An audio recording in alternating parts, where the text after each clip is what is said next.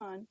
Oh, Mich- am I on now? Oh, great. Yes, yes. Thank you so much. Yeah, I don't like to take time from other people. Just put into the chat a few comments about the MMPI. Many of you may know it as a near universally used screening test. And I'd just like to call your attention to the idea that some of these older tests that are used for screening applicants are self-fulfilling prophecies. The tests were standardized generations ago, primarily on white populations. And so the ideal profile scores fit white people. So on the MMPI, for example, they have items assessing paranoia and certain kinds of psychological deviation. What kinds of items do they use? Items about trust, suspicion, struggle. Well, those levels might be normal for a white male, but a higher level of those same attributes might be normal for a minority group member, especially in a society that has historically oppressed their group. So if you're going to use the standard cutoff that was developed for white males on applicants who may be female or racial ethnic minorities, you're going to get a self-fulfilling prophecy. You're going to decide that that person is not trusting, has too much suspicion, feels their life is a struggle, and they're not a good candidate. Well, that's not correct.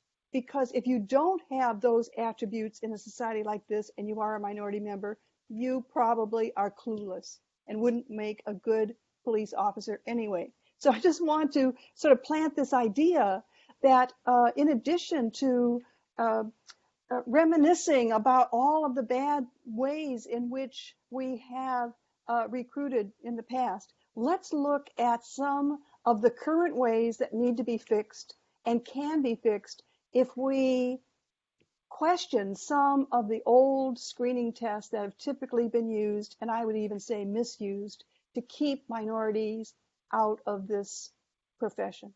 Thanks. Thank you very much, Michelle. And I don't think we have any of the public members. So I would like to say this. It is now 3:50. And we'll adjourn this meeting, but I'd like to say thank you very much. This was a deep meeting. This was good. We have a lot of work to do next year. I know we're going to get the minutes, and I'm going to start going through there to figure out what I promised that I would do. I don't know what that was. Was that my time is over? That ding? Yeah. No, I'm kind of excited. There's a lot of work to be done. So thank you, everybody. Expect that I might have some off-channel phone calls with folks. And hey, have a good weekend. I appreciate everybody joining. Thank you. Take care. Thank you. Thank you. Thank you. Thank you. Goodbye, everybody. Thank you. One question, all the links that you put on the side in the chat, are we going to be able to get those in the email? That was. Let me look at chat. Aisha? This is Allison. We can send them to you. I've been trying to copy them down. Two of them are the materials, and then the other two are the post legislatively mandated trainings and the NPR article on implicit bias training. So we can send both of those to the board following this meeting. Thank you. All right. Thank you, Anna. All right, everybody, have a good rest of your evening. I'm going to go jump on my bike and get in about 40 miles because I'm all stressed out right now. You all have Bye. Thank you so much. Bye. Have a good evening. Thank you. Bye-bye. I'm going to be the last